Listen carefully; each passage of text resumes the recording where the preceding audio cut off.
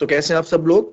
Welcome back to ICT virtual classroom Dehradun. मैं Nikhil Rana, class 12th का आज मैथ्स का जो नया टॉपिक हमारा है डिटर्मिनेंट यानी कि सारणी, उसमें हम आगे बढ़ रहे हैं और उसको हम मैंने जैसे कि लास्ट क्लास में बेसिक चीजें बताई थी और माइनर को फैक्टर है ना, उपसारणिक एंड जो हमने पढ़ा था उसी के बारे में आज हम आगे पढ़ने वाले हैं। तो चलिए बच्चों अपनी क्लास शुरू करेंगे और जानेंगे और चीजों को, बेसिक चीजों को। आप क्या है ना, आज बच्चों बेसिक्स पे क्लियर करना थोड़ा दिक्कत हो सकती है आपको समझने में। क्यों? क्योंकि जब क्वेश्चंस में हम उसे इंप्लीमेंट करेंगे तब आपको और अच्छे से क्लियर होंगी चीजें। ठीक है, तो आज का थॉट ऑफ द डे है, if you are not willing to learn, no one can help you, but if you are determined to lean, no one can stop you. If you are determined to lean, no one can stop you. जी हाँ, अगर आपके अंदर से ही बच्चों, अगर सीखने का आपके अंदर से ही इच्छा नहीं है सीखने की, आपके अंदर से ही मन नहीं है सीखने का, तो आपको कोई चाह के भी नहीं सिखा सकता, आपकी कोई मदद नहीं कर सकता। लेकिन अगर आपके अंदर से एक दृढ़ शक्ति आपके अंदर है, एक दृढ़ इच्छा आपकी है कि हाँ मुझे ये चीज पानी है, मुझे ये चीज कैसे भी कैसे हासिल करनी है, तो आपको कोई रोक भी नहीं सकता। तो अपने जो भी हौसले हो उसको बुलंद रखें और जो भी आपकी आपकी जो आप एम है उसके लिए बिल्कुल जुनून जुनून और मेहनत अपनी बिल्कुल ऐसे रखें कि आपको कोई रोक ना पाए। तो चलिए बच्चों अपनी क्लास शुरू करते हैं और चलते हैं स्मार्ट बोर्ड की तरफ। तो बच्चों मैं कल हमने क्या सीखा था, ये सब हमने सीखा था इसमें। ठीक है, कि इनका मैंने आपको बताया था कौन सी चीज क्या होती है, आइए उस बारे में फिर से जानें। ठीक है, आइए इसको देखें क्या होता है। मैंने आपको बताया था कोफैक्टर्स होते हैं बच्चों, है ना, ये कोफैक्टर्स होते हैं। कोफैक्टर्स आपको बताए थे। कोफैक्टर्स को हम हिंदी में क्या कहते हैं? सहखंड कहते हैं। ठीक है, सेकंड कहते हैं। और माइनर की वैल्यू, आपको एक चीज मैंने बताई थी, पूरी चीज फिर से समझा देता हूं। क्या समझाया था?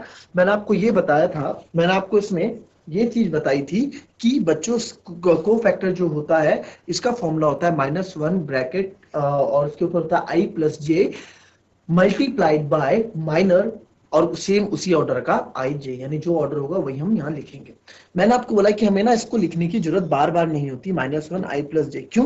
क्योंकि इनका सम हम देखेंगे। अगर इनका सम फॉर एग्जांपल आपका इनका सम 2 है, यानी कि अगर इवन नंबर है, सम संख्या है, तो रिजल्ट हमेशा माइनर का पॉजिटिव में रहेगा। ठीक है, और अगर इसका फॉर एग्जाम्पल, इसका एग्जाम्पल कैसे है? ठीक है, अब मैं क्या बोल रहा हूँ कि हमें निकालना है C2 हमको निकालना है। तो -1 आप लिखोगे, 2 + 2 ऐसे लिखोगे, है ना। फिर माइनर की जो 2 की वैल्यू, फॉर माइनर 2 हमारे पास आ रखा है। फॉर एग्जांपल हमने इसको सॉल्व किया तो M22 मेरे पास अलग से आ रखा है, 10 आ रखा है। ठीक है, तो यहाँ पे मैं लिखूंगा 10, फिर आप लिखोगे माइनस माइनस प्लस 10। तो यहाँ डायरेक्ट में इतना ना लिखने से बढ़िया C22 को मैं डायरेक्ट लिखूंगा। मैंने देखा है कि पावर सम संख्या है, इवन नंबर है, तो प्लस में आंसर होगा, तो C22 सीधे 10 में आंसर 10 लिख दूंगा। ये इतना लिखने की जरूरत नहीं पड़ेगी, ये बस फॉर्मूला होता है, इसको हम की कोफैक्टर्स को हम ऐसे दर्शाते हैं। क्लियर? इसमें अभी चीजें क्लियर होंगी, जैसे जैसे हम क्वेश्चन करेंगे ना बच्चों, क्वेश्चन में इंप्लीमेंट करेंगे, वैसे वैसे चीजें क्लियर होंगी, इसमें आप चिंता न करें। क्लियर? ये तो हमने था पिछली क्लास का जो हमने किया है ना। तो अब 2/2 की मैट्रिक्स, 2/2 का डिटरमिनेंट निकालना तो आपको इजी लगा ना। जब 2/2 का डिटरमिनेंट मैंने निकालना आपको बताया तो 2/2 का डिटरमिनेंट निकालना आपको इजी लगा। कैसे? कि भाई क्रॉस मल्टीप्लाई कर दो, है ना, और उसके बाद माइनस लगा दो। तो ये 2/2 मैट्रिक्स का जब हमें निकालना था तो मैंने आपको बताया कि इसकी मल्टीप्लाई से कर दो, इसकी मल्टीप्लाई से कर दो, माइनस, है ना, ये बताया। But about this, what about, अच्छा माइनर मैंने आपको बताया था, माइनर कभी हमें निकालना हो तो माइनर हम कैसे निकालते हैं? माइनर ऑफ A1 A2 बस A11 यानी A11 को छोड़कर। ठीक है, जैसे माइनर ऑफ A11 हम निकाल रहे हैं, तो माइनर ऑफ A11 निकालने के लिए मैं क्या करूंगा? माइनर ऑफ A11 निकालने के लिए यहाँ पे क्या होगा? A1 से जाती हुई कॉलम और A1 से जाता हुआ रो को छोड़ के जो हमारे पास बचेगा वो A11 का क्या होगा? माइनर होगा, यानी कि उसका उपसारणिक होगा। क्लियर? इतना समझ में आया? चलो अब मैं आपको सिखाऊंगा यहाँ पे कि अगर हमको क्या निकालना है, how to open determinant. Determinant को ओपन कैसे करें? डिटरमिनेंट को ओपन कैसे करें? मेरे पास कोई डिटरमिनेंट दे रखा है A और ये 3/3 मैट्रिक्स। आपको पता है डिटरमिनेंट क्या होता है? हमारा स्क्वायर मैट्रिक्स होता है। तो 2/2 में तो बड़ा इजी आप लोगों को लगा निकालना, बट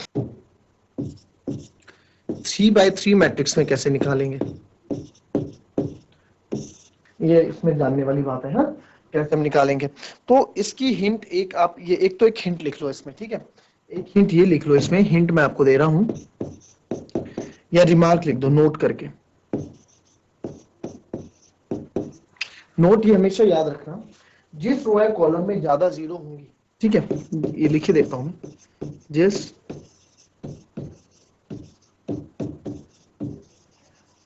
रो या कॉलम में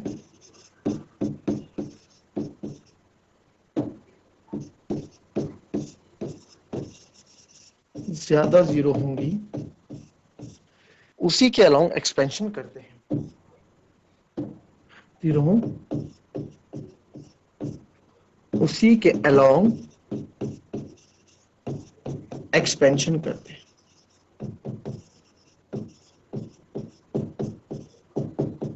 एक्सपेंशन करते हैं मतलब उसी के अलाउंग खोलते हैं। ठीक है, उसी के अलाउंग हम लोग खोलते हैं, उसी के अलाउंग हम लोग चीजें क्या करते हैं, डाइवर्सिफाई करते हैं, यानी उसी के अलाउंग एक्सपेंशन करते हैं। क्लियर, इतना हो गया। ठीक है, अगर मैं A11 के अलाउंग एक्सपेंड कर रहा हूं, ठीक है, तो A11 के अलाउंग एक्सपेंड कर रहा हूं, आप लिख लो, मैं A11 के अलाउंग कर रहा हूं, ठीक है, A11 के अलाउंग एक्सपेंड कर रहा हूं। तो A11 के अलाउंग जब मैं एक्सपेंड कर रहा हूं तो क्या होगा, देखो ये देखो, A11 के अलाउंग कैसे होगा, ये हमारे पास है,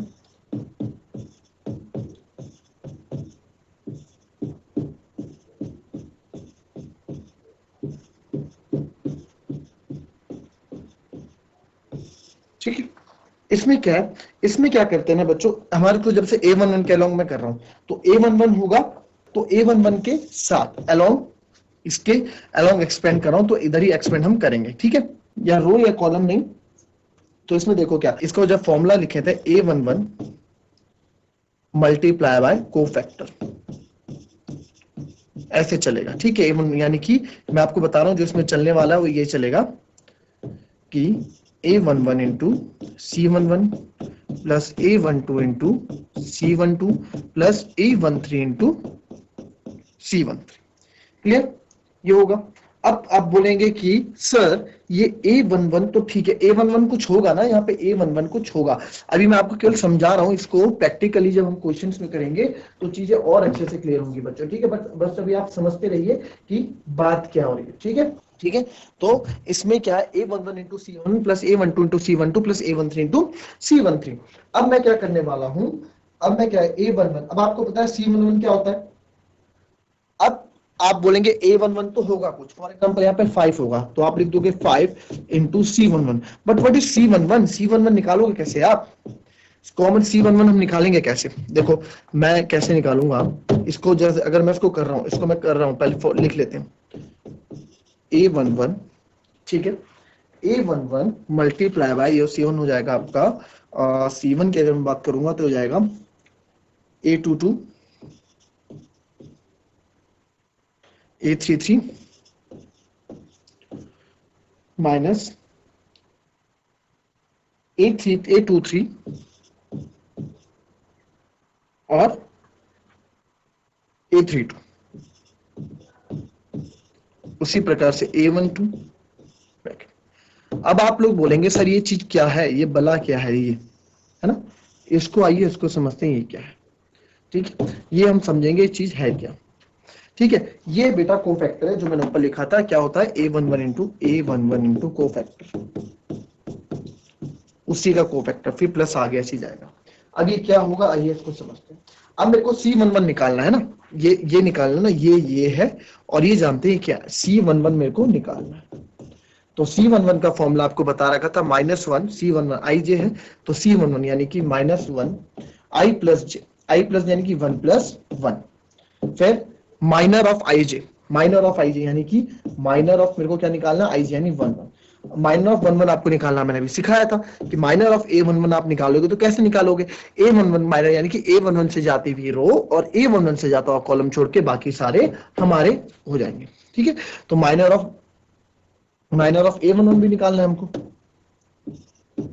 क्योंकि ये क्यों निकालना है, क्योंकि फॉर्मूले में बोलता है, कोफैक्टर के फॉर्मूले में चीज बोली जाती है। आप सिंपल अगर देखेंगे ना, आप सिंपल याद रखोगे, जो कोफैक्टर होता है, वो जो कोफैक्टर यानी CIJ जो होता है, सिंपल या तो MIJ प्लस का होता है या माइनस का MIJ होता है, बस। ये प्लस माइनस किस पे डिपेंड करता है, प्लस माइनस इस पे डिपेंड करता है।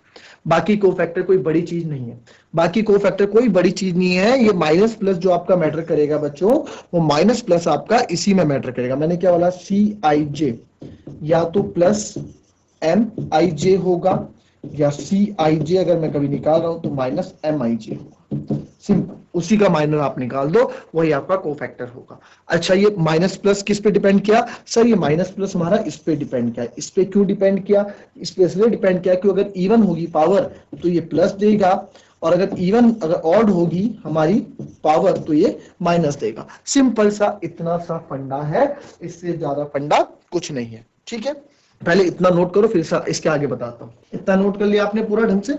अब क्या करेंगे, अब देखें आप, इतना समझ गया ना क्या तरीका है ये समझ गया? तो सी आई जे अगर मैं C11 को करना चाहूं, C11 को अगर मैं तमीज से करना चाहूं, C11 को अगर मैं तमीज से बताना चाहूं आपको, C1 -1 MAG ये है ना? इसको ये आया कैसे, है ना? ये आया कैसे, इसको भी जान लेते हैं। अगर C11 हम तमीज से निकालना चाहें, C11 हम तमीज से निकालना चाहें तो C11 तमीज से निकालने का तरीका क्या है? C11 ऐसे निकलेगा, देखो C1 होता है, C11 हम निकालें, C11 क्या होगा? -1 ब्रैकेट 1 + 1, और माइनर ऑफ A11 क्या होगा? A1 से जाती हुई रो, A1 से जाते हुए कॉलम हट जाएंगे, तो A22 A23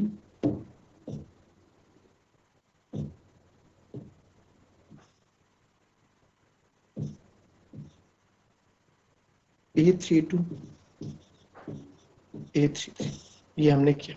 ठीक है, उसके बाद क्रॉस मल्टीप्लाई, इसको ऐसे सॉल्व करके रखा।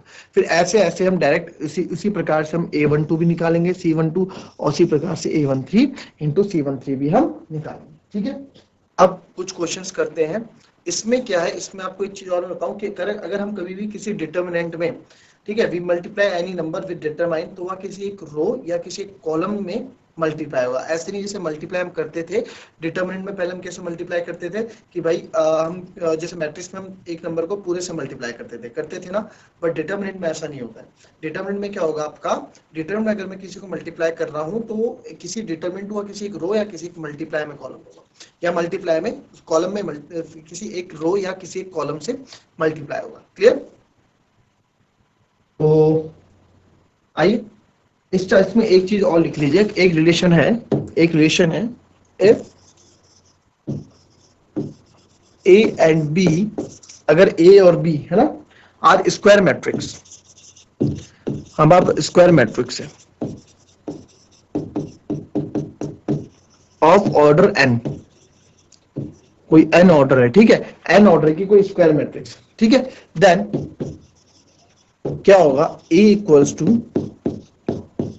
KB, K कोई कांस्टेंट है, ठीक है, इक्वल्स टू KB, देन और A इक्वल्स टू KB हमारे पास से आ रहा है, देन रिलेशन इन डिटरमिनेंट, तो रिलेशन इन डिटरमिनेंट, इनका रिलेशन डिटरमिनेंट में क्या होगा,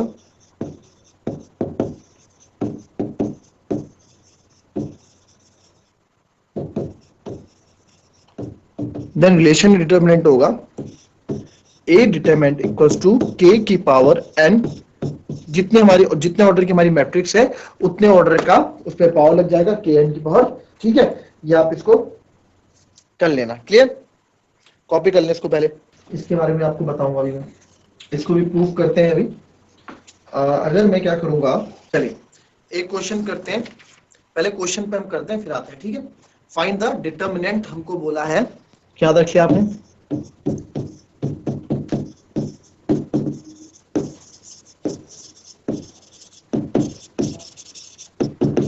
डिटरमिनेंट निकालो। ठीक है, डिटरमिनेंट किसका निकालना है, क्वेश्चन है, बहुत सिंपल क्वेश्चन से स्टार्ट करेंगे।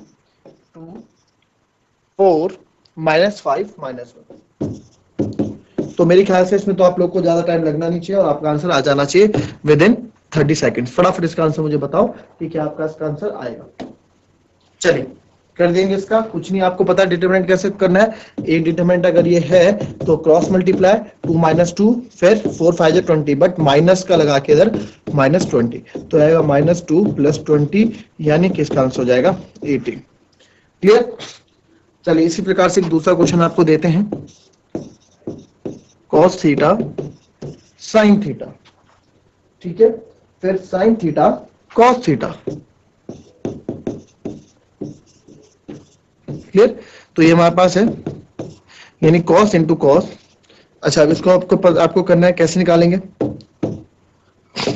cos into cos, cos square theta minus, ठीक है, फिर minus sine into sine, minus sine square theta.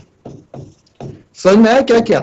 देखो समझ लो एक बार, cos इंटू cos किया, cos theta multiply by cos theta, फिर माइनस लगता है आप लोगों को पता है, तो माइनस को हमने किया तो minus sin theta multiply by sin theta, तो cos theta into cos theta cos square theta हो गया, minus minus sin square theta हो गया, sin into sin sin square theta. जब इसको हम खोलेंगे तो ये प्लस हो जाएगा, माइनस माइनस प्लस, तो ये आ जाएगा हमारा 1, है ना। तो हमारा आंसर आ गया। ये तो आज बेसिक क्वेश्चन हमने किए, कल हम अपना लेवल थोड़ा इंक्रीज करेंगे और क्वेश्चन को आगे बढ़ेंगे की चीजें और जानेंगे। तो चलिए बच्चों, ये थी हमारी आज की क्लास, मिलते हैं आपसे नेक्स्ट क्लास में। ये थोड़ा बेसिक सी क्लास थी, पूरा आप जान लीजिए, माइनर को फैक्टर में कंफ्यूज मत कीजिए, क्योंकि इन्हीं का यूज हमारा आगे होना है। अच्छे से इसको समझ लें, नहीं समझ में आता आप नेक्स्ट क्लास में पूछ सकते हैं। वैसे नेक्स्ट क्लास में हम क्वेश्चंस में जाएंगे तो क्वेश्चंस में आपको चीजें और अच्छे से क्लियर होंगी। तो मिलते हैं नेक्स्ट क्लास में, तब तक के लिए be happy, be healthy and be safe. Thank you and have a nice day.